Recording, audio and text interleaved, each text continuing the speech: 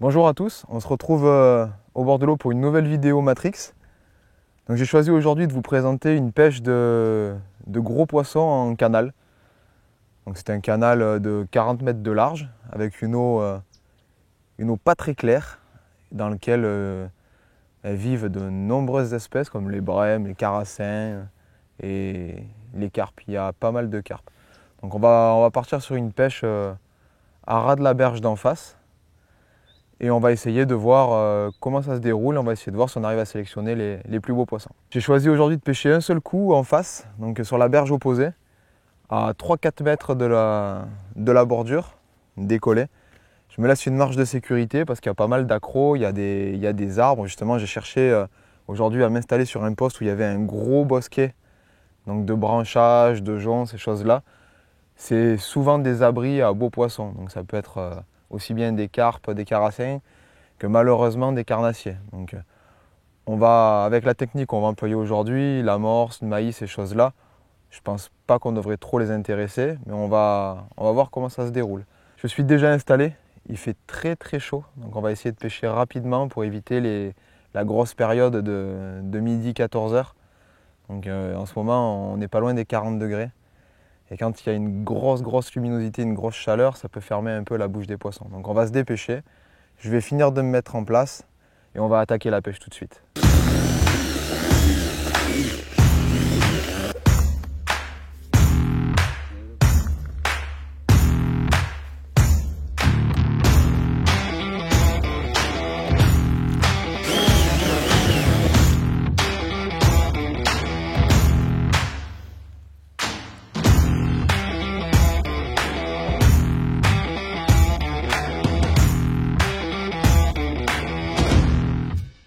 Je suis installé, j'ai clippé mes cannes.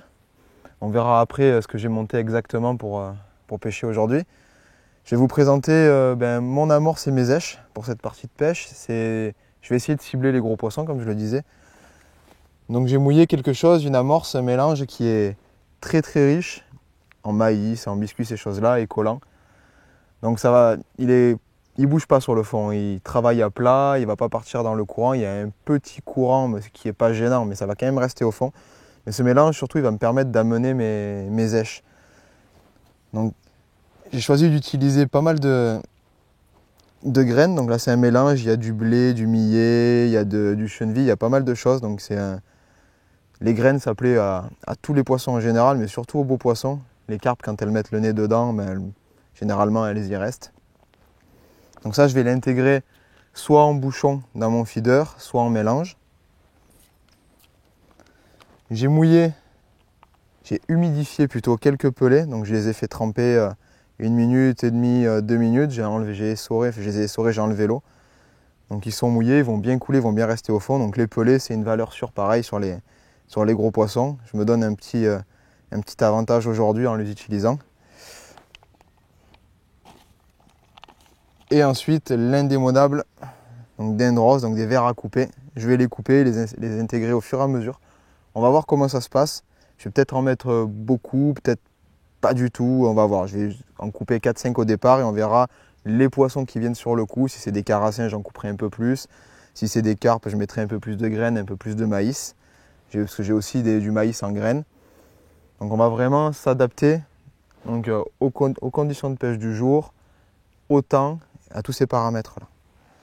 Pour l'hameçon, donc je pourrais mettre des tronçons de vers de terre, du maïs, ou après les classiques gozer. Donc j'ai du gozer rubis, rouge rubis, et puis j'ai du blanc et du rouge mélangé. Voilà. Donc la table pour les poissons aujourd'hui. Je pense qu'ils vont se régaler, il n'y a pas de souci.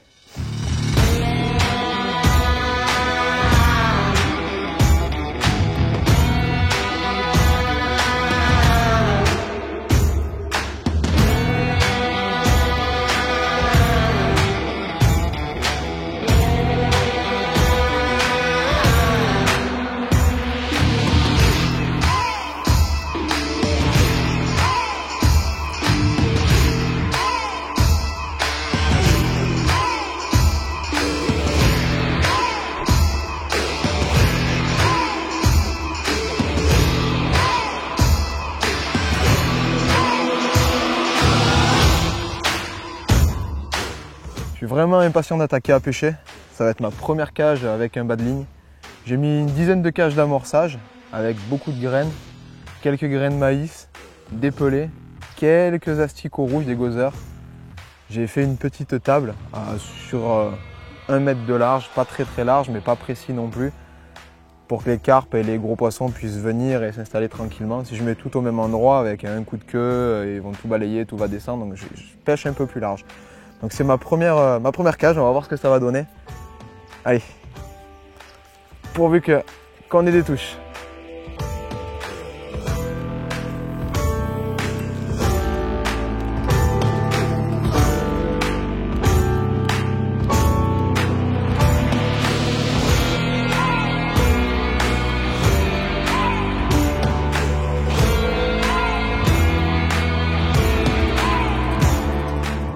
Bon, c'est mon deuxième lancer et j'ai eu une belle petite touche. Ça n'a pas l'air d'être un gros poisson, mais c'est normal, c'est le début de la pêche.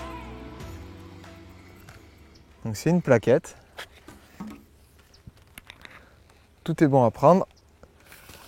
Les gros poissons ne vont pas rentrer de suite. J'ai quand même monté un gros bas de ligne en 18 centièmes, un petit hameçon, c'est du 16 mais sur du 18 centièmes. On ne sait jamais ce qui peut se cacher sous ces gros bosquets. Donc ça dérange.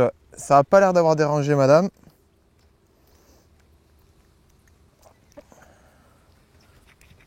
Voilà, une belle petite plaquette. J'espère qu'on va en faire des 20 fois plus grosses. Bon, on a pris le parti aujourd'hui de ne pas mettre de bourriche. Donc on va remettre tous les poissons à l'eau au fur et à mesure pour être sûr qu'ils repartent vivants, en bonne santé. Il fait vraiment trop chaud pour les garder. On n'est pas sur une compétition, on est là pour se faire plaisir. Tant qu'à faire, autant que nos amis les poissons prennent aussi du plaisir, mais plus tard.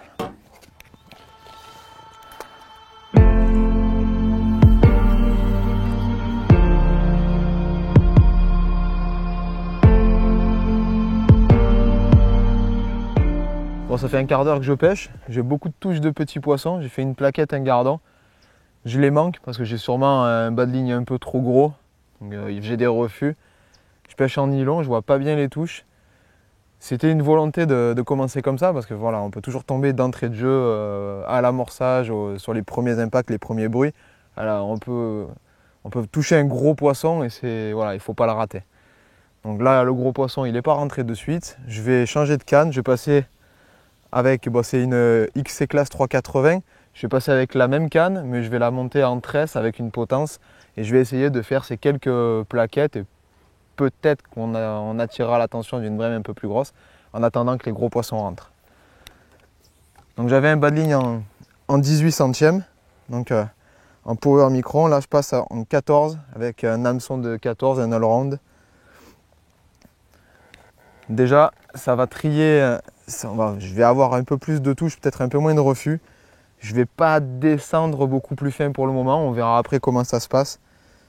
Mais je me laisse quand même des chances de sortir un beau poisson si on a un. Si je touche une grosse brème ou un carassin, il faut quand même que j'arrive à le sortir des accros. Il faut que je puisse tirer dessus sans casser. Et en tresse, on n'a aucune élasticité. Donc tous les coups de tête, je vais les ressentir dans le poignet. Il va vraiment falloir faire attention et assurer le coup. Voilà, donc 14 centièmes déjà. On baisse de 4 centièmes par rapport au départ. Et on va avec un montage potence, un feeder un peu plus petit. Et je vais vraiment essayer de pêcher les poissons qui sont en ce moment sur le coup.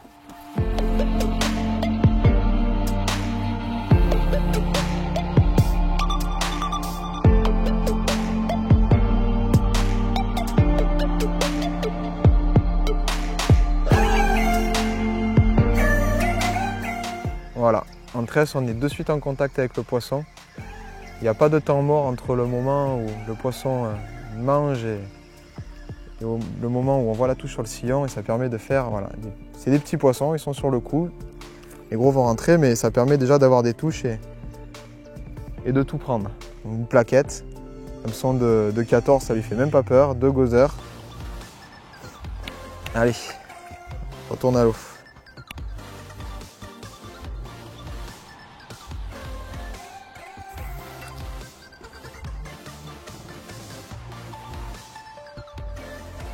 Voilà, ouais. Le courant s'est bien levé depuis que le bateau est passé, il doit y avoir une éclusée. J'ai mon feeder qui roule un tout petit peu au fond. Et ça m'a déclenché une touche un peu plus jolie qui a à peine été perceptible à la tresse. Donc j'imagine même pas en nylon ce que ça aurait donné. Donc ça a l'air d'être un poisson un peu plus joli.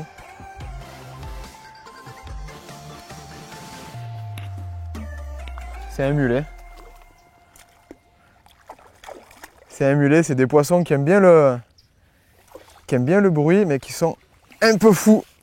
Complètement fous même. Il a été sympa celui-là. C'est pas un gros. Voilà, ben un premier beau poisson. C'est pas exactement ce à quoi je m'attendais, mais tout est bon à prendre aujourd'hui.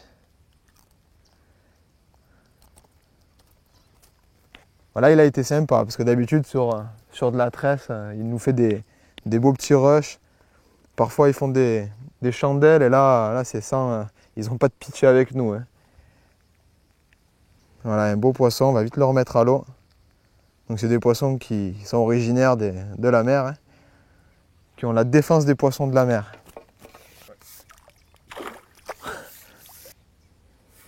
Bon, apparemment, les beaux poissons sont peut-être rentrés sur le coup, donc je vais réessayer une fois avec de la tresse, à mes risques et périls, et en fonction, on repassera sur du nylon.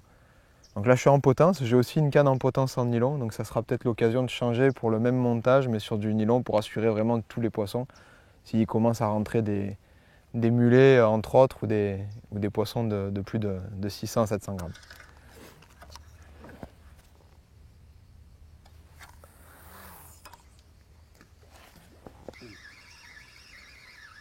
Bon, j'ai reposé de nouveau en tresse. Ça a l'air d'être un poisson correct. Ça revient vers moi, là, c'est dur à dire. Il nage vers moi, je le ramène. Donc là, c'est une plaquette un peu plus jolie, une belle plaquette. Donc il faut continuer sans cesse à apporter des graines sur le coup. J'en mets dans toutes les cages, hein. Des graines, quelques pelets. Je mets pas d'èche vivante là. Je mets pas de gozeur, pas d'asticot. Je vais essayer de sélectionner la taille des poissons. Donc pour le moment, ils sont pas très gros. On va essayer de les faire grossir par les èches que j'ai introduites dans l'amorce. J'ai pas encore mis de vers de terre. J'en ai. Et en fonction de comment ça se passe, on essaiera d'en mettre beaucoup si j'arrive pas à faire grossir les poissons pour voir si les carassins rentrent ou peut-être même les carpes, elles ont peut-être envie de manger ça aujourd'hui.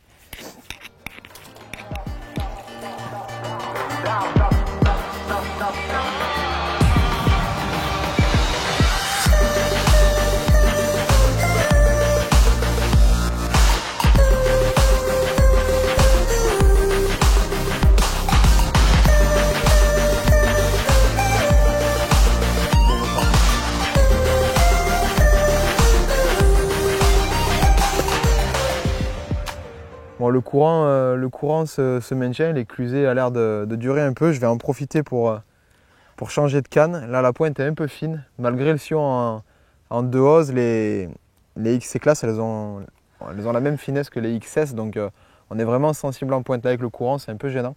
Je vais en profiter. Je vais passer sur une XD 4 mètres 100 grammes. Donc, c'est une canne que j'aime beaucoup pour pêcher les carpes et les gros poissons.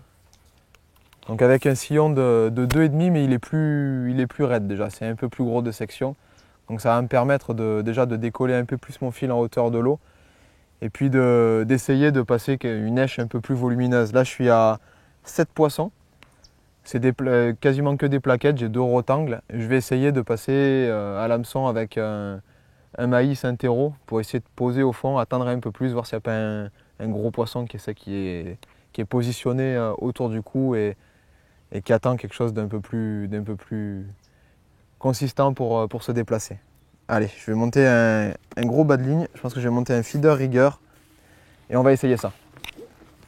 Donc l'avantage de cet hameçon, c'est qu'il a une forme, il est arrondi. Là, l'ouverture est assez large et ça permet d'écher et un grain de maïs et un terreau en laissant bien la pointe dégagée.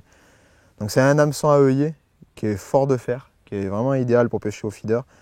Et je l'attache avec un nœud sans nœud. Donc c'est un nœud on a pu voir ce nœud d'ailleurs dans une vidéo précédente dans une des astuces où on montait un cheveu. Donc c'est un nœud où plus il va y avoir de la traction, plus il va se serrer en fait. Donc on n'a aucun souci d'échauffement du nœud et de casse à ce niveau-là. Donc là j'ai mis du 16 centièmes. On va pas... On se laisse une petite chance quand même d'attraper des poissons un peu plus délicats, un peu plus techniques. Mais sur du nylon en 16, si j'ai un gros poisson et que j'arrive à déclipper, on peut sortir des grosses carpes, il n'y a pas de souci. Donc on va monter ça, écher un maïs interro, poser au fond, et puis espérer que ça fonctionne.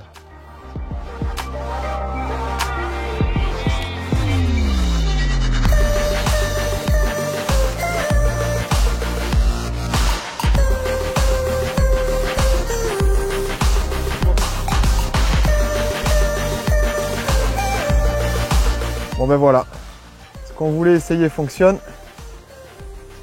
Donc je pense que c'est une petite carpe. Elle a succombé à mon bouquet maïs terreau.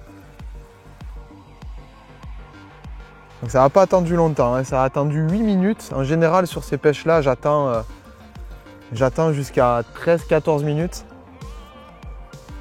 J'ai remarqué sur les rivières, sur les canaux, sur des parcours sauvages comme ça, sur des carpes communes, que ça mordait dans ces eaux-là. C'est toujours 12-13 minutes. Alors pourquoi, je ne sais pas. J'ai remarqué ça un peu partout, en Espagne, au Portugal, ça fonctionnait comme ça aussi.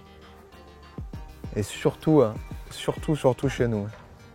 Alors est-ce que c'est le temps qu'il leur faut pour prendre confiance et venir mettre le nez dans le tas? Donc j'espère qu'elle est bien piquée. Donc je suis avec ma 4 mètres 100 grammes. Hein. C'est un peu plus raide. J'ai enlevé l'anti-retour. Là, elles sont pas très grosses, mais elles font des rushs. Le frein, il n'est pas assez rapide.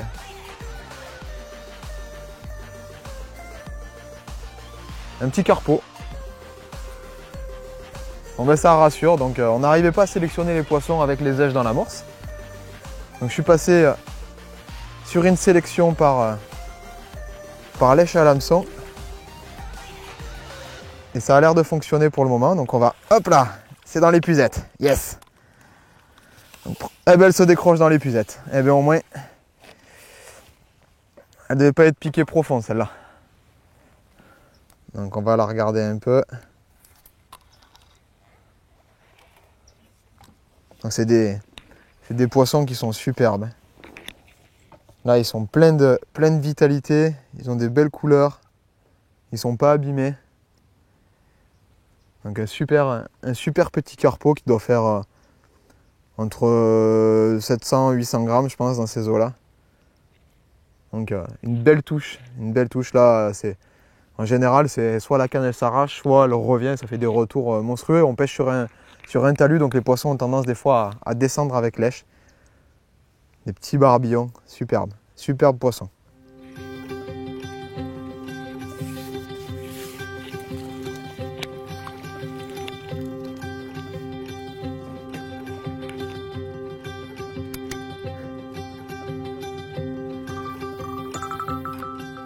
Je viens de relancer, donc ma carpe est repartie à l'eau en pleine santé.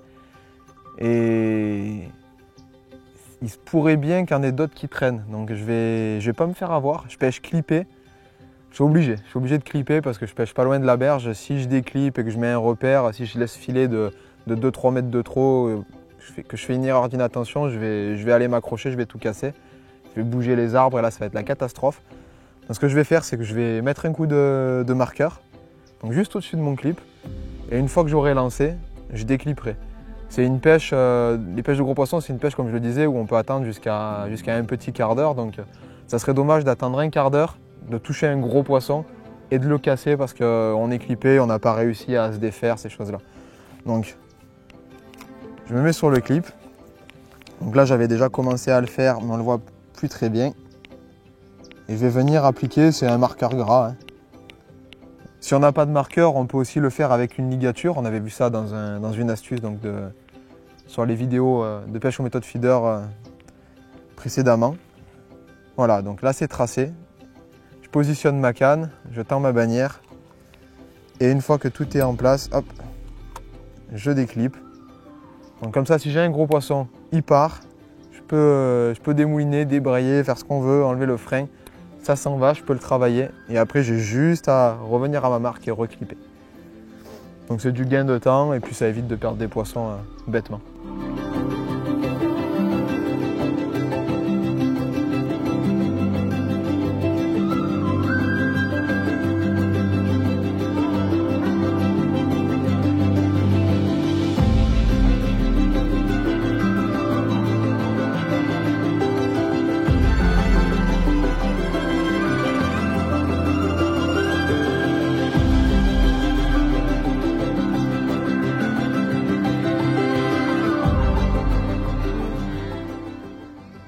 Moi, c'est le deuxième lancé après la dernière brème que j'ai faite.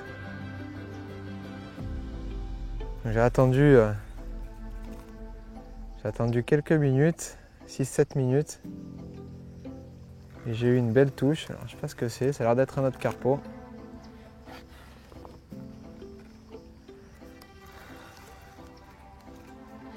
Et qui sont complètement foufous.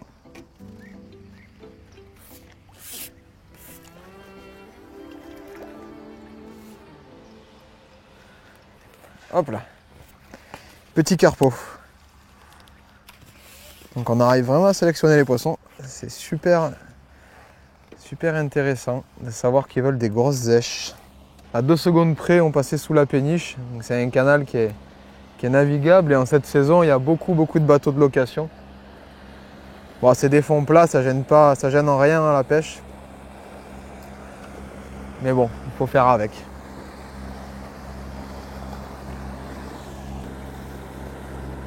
Donc un petit carpo, pleine vigueur. Petit carpo deviendra grand. Allez, on va te remettre à l'eau. Et on va essayer de faire ta maman.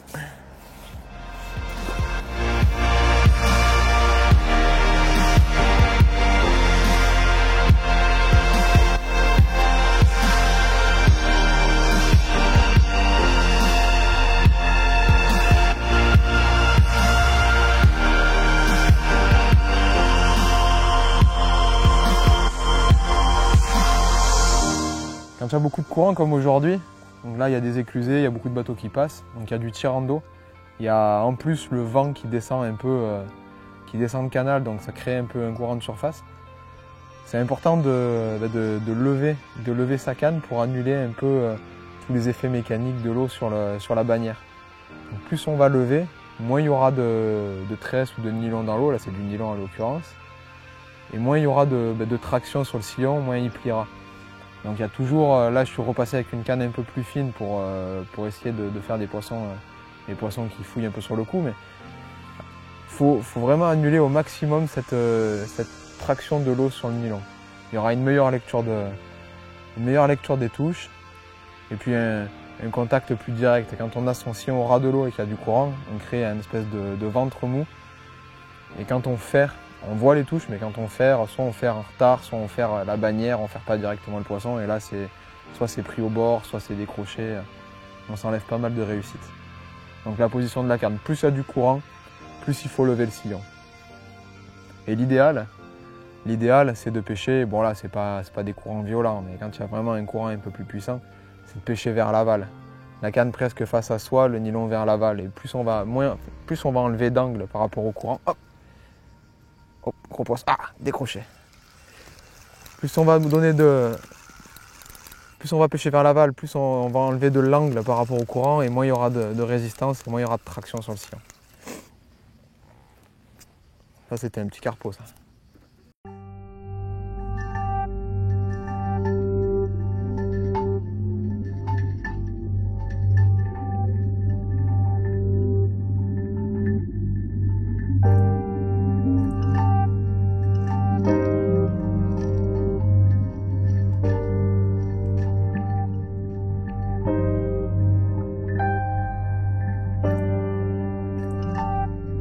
C'est le poisson des 2 premières heures de pêche.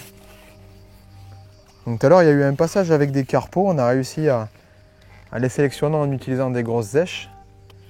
Ça s'est vite arrêté. J'avais des passages dans le fil et tout. Je suis repassé avec un hameçon plus petit, un montage potence, mais toujours sur du nylon. J'en ai refait un ou deux. Donc je vais avoir 4-5 carpeaux. Et puis depuis, je fais des plaquettes. Donc je mets que des graines, du maïs, des pelés. Je vais arrêter, je vais pas arrêter de rappeler. Je vais continuer à mettre des graines, mais je vais commencer à introduire beaucoup de vers de terre coupés. Toujours sur du nylon, parce que là je vois bien les touches. J'ai pas besoin de m'embêter, entre guillemets, avec de la tresse, parce que les touches elles sont franches, j'arrive à ferrer tous mes poissons. Donc c'est parti, je vais commencer à couper des terreaux.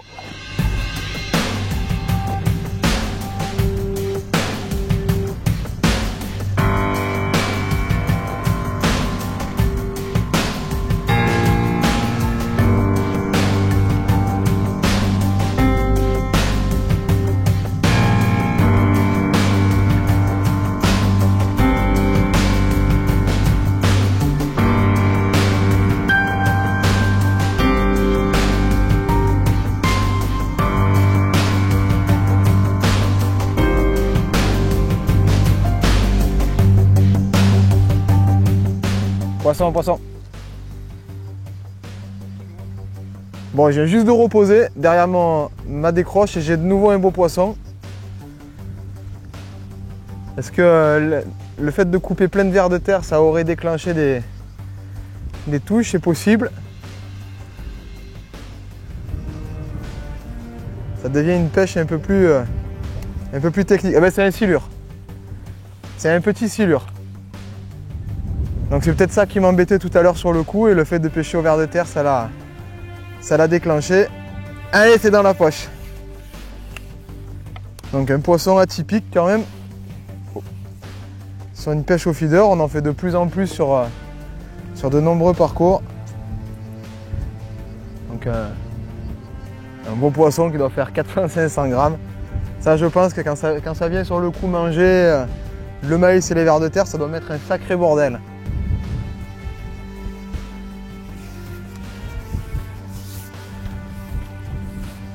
Bon, mais on passe toujours pas le kilo. C'est toujours l'objectif. Essayer de faire des beaux poissons, des gros poissons. Et un gros poisson, c'est plus d'1 kilo quand même, hein. Pour le moment, on a de l'atypique. On a carpeau, mulet, silure. Mais on n'a pas du quantitatif.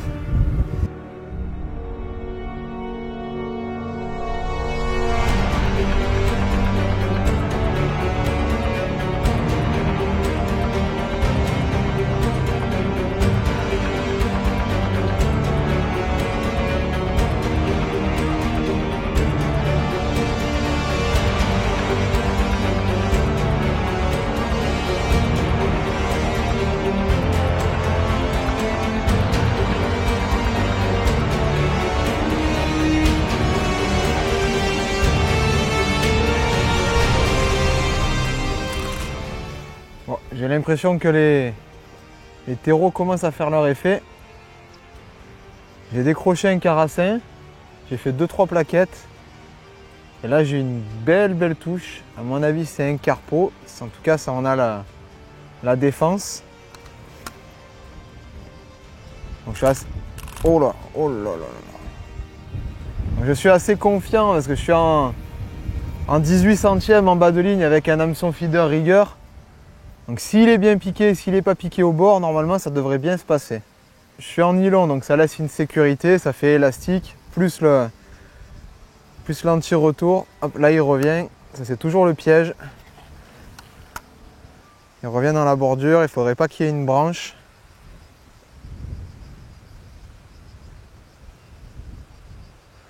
Alors est-ce qu'on va avoir un poisson d'1 kilo? Telle est la question.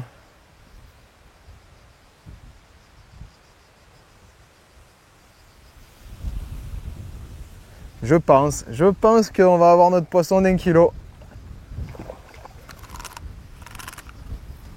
C'est une belle carpe commune. J'ai vu ses couleurs, ça a l'air magnifique.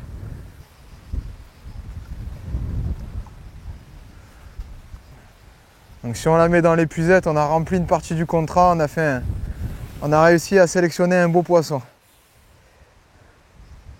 C'est pas gagné, c'est des poissons qui se donnent qui se donne jusqu'au bout. C'est un régal.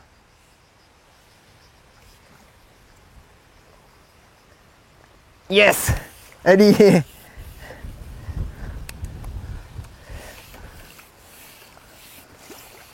Ah, il n'y a pas de souci, ça dépasse largement le kilo. Ça fait même 2. Je vais vous montrer ce que c'est une vraie commune de rivière. Donc c'est un poisson qui est tout en longueur, très fin, une grosse queue, pleine de puissance. Quand on l'a au bout de la ligne, c'est du plaisir, du réel plaisir. On se fait arracher. Elle m'a fait une toute petite touche au départ, elle a fait un retour, puis elle est partie. Ça s'est passé en 2 temps. Par contre, quand elle a compris qu'elle était piquée, ça a été la folie.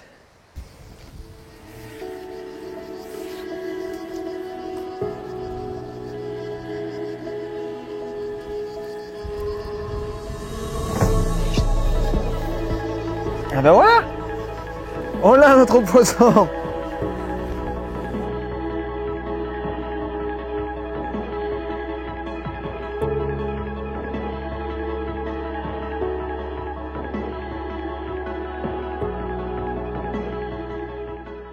Je suis de nouveau en contact avec un poisson. Je sais pas ce que c'est, bon c'est pas aussi gros. Hein. Mais juste derrière la carpe. Hop, c'est une brème un peu plus jolie. Donc ça y est, je pense que les poissons ont mis le nez dedans. On est en train de cocher des cases dans notre contrat. Allez, et hop là, un de plus.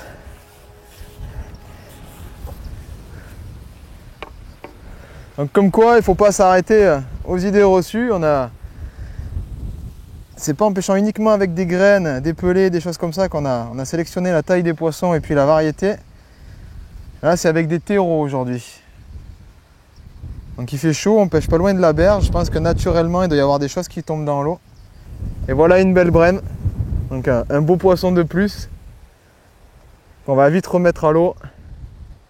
Bon, ça fait plaisir. Les réglages, les petits changements de stratégie, tout ça commence à faire effet.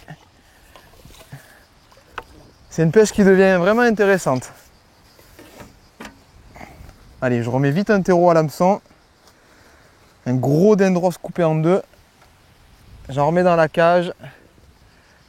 Et on va aller voir ce qui se passe là-bas. Aujourd'hui, le dendros coupé en 2 à l'hameçon, j'ai l'impression que c'est vraiment l'èche qui sélectionne les poissons les plus jolis. J'essaye toujours d'avoir 2 tronçons à peu près de la même longueur, donc un piqué par la tête, l'autre par la queue. Ça posé au fond, ça rappelle tout simplement les vers qu'on coupe. Hein. Le poisson qui vient manger, il ne vient pas manger des dendros entiers, il vient manger les vers de terre qu'on a coupés. Donc il est vraiment pris au piège en croyant manger ce qui se passe par terre, ce qu'il y a par terre. Hop là, je déclipe. Allez, je me remets vite en place, qu'il y a des poissons, on va en profiter.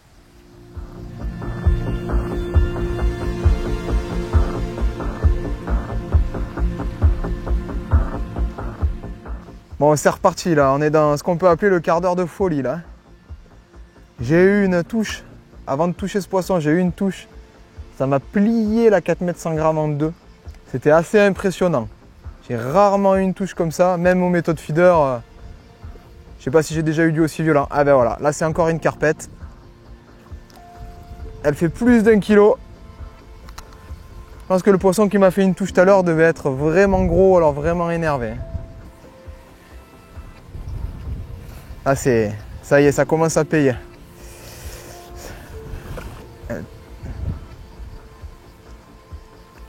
Je tire pas trop dessus, j'ai pas envie de la décrocher, j'ai envie de la voir. Casser, ça me fait pas peur, c'est décrocher. Ah, elle a pas tout donné, elle a pas tout donné. Oh, ils sont incroyables ces poissons. Là, c'est un régal. Allez, viens par ici. Elle est presque aussi grosse que l'autre, si c'est pas plus. Elle a vu l'épuisette. Elle n'est pas d'accord. Allez, on va essayer de la voir comme ça. La faire venir au bord et la retourner. Non, elle veut pas. Ah, elles ont des belles couleurs. Hein. Je sais pas si c'est le milieu qui fait qu'elles prennent des nageoires rouges comme ça, mais... Allez. Ah là, il faut pas la rater par contre. Hein. Là, c'est...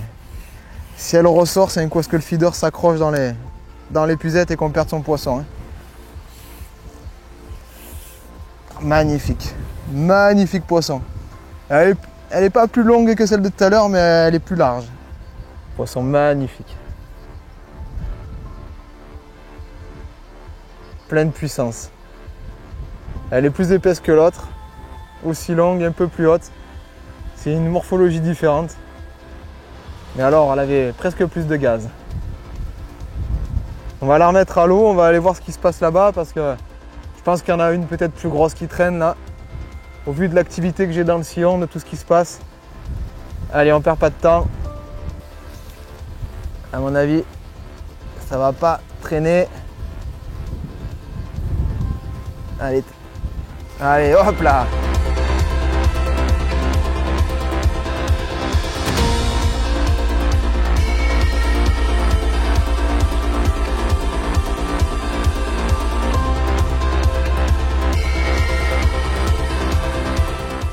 Voilà un petit carassin de un petit 500 points. Après une série de carpes qui sont rentrés sur les terreaux. Quand il y a des vers de terre, des asticots dans l'amorce, ils ne sont jamais les derniers à venir.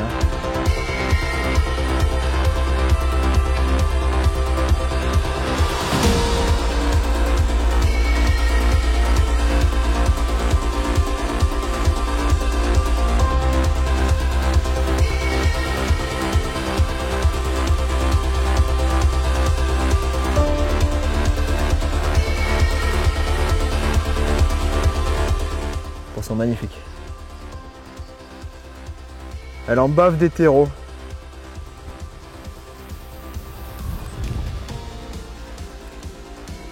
Bon, je pense que c'est le dernier lancé de la journée. J'ai plus de terreau, j'ai passé mes 500 grammes les 2 dernières heures. Donc c'est ce qui a fait rentrer les poissons. Il fallait en mettre beaucoup pour avoir des touches. Donc j'ai tout coupé, j'ai tout utilisé. J'ai plus rien et là ça commence à se calmer. Je pense que c'est le moment de clôturer la journée. Hein. J'attends de voir ce qui se passe sur mon dernier, ma dernière chance de poisson et puis après on pourra faire un point ensemble sur ce qui a marché aujourd'hui et rentrer un peu dans le détail du montage gagnant et puis de faire une conclusion sur la stratégie employée. Bon, dernier lancé. Ça n'a pas l'air d'être un poisson dégueulasse. Ça gigote, ça remue. Un silure! Je dis oui, je valide. Finir sur un silure. Bon, c'est le deuxième. Ça, c'est pour dire la quantité qu'il y en a. Je pense pas que ça soit le même. Il a l'air un peu plus gros, celui-là.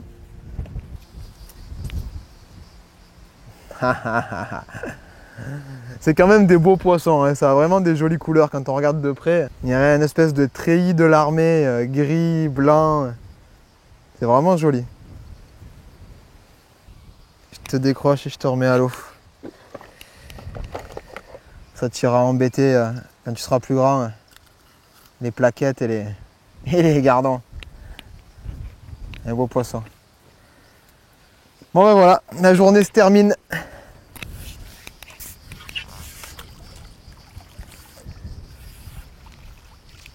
Bon, une bonne journée de pêche de plus qui se termine. Donc je pense que le contrat est rempli. On était parti sur une pêche de canal en essayant de sélectionner les beaux poissons. Donc j'ai eu un peu de mal au départ. J'ai cru qu'en mettant uniquement des graines, donc du chenevis, du blé, du maïs et puis des pelés, j'arriverais à trier d'entrée de jeu les poissons. Donc ça n'a pas été le cas. Donc on a pu encore prouver aujourd'hui qu'il faut sans cesse s'adapter. Au niveau des montages, au niveau des èches et même au niveau des cannes, c'était important. J'ai commencé avec des cannes, des Horizon XC en 3,80 qui ont des pointes assez fines, même avec des gros sillons de 2,11. J'ai dû changer et prendre une 4 mètres 100 grammes qui a des pointes plus épaisses pour contrer ce courant et puis mieux lire les touches. Au final, j'ai rempli mon contrat, je suis assez content parce qu'on a fait pas mal de poissons. J'ai 40 poissons en pas tout à fait 5 heures. Et puis des beaux poissons, c'était l'objectif, c'était réussir à trier ces beaux poissons. Donc des carpes, et puis on a surtout fini sur un petit silure, donc c'est quand même un poisson atypique. Donc je vous montrerai pas tous les poissons réunis, parce que je ne sais pas si vous avez pu le voir dès le début de la vidéo, mais voilà, on a pris le parti de préserver les poissons au maximum et de les remettre à l'eau au fur et à mesure.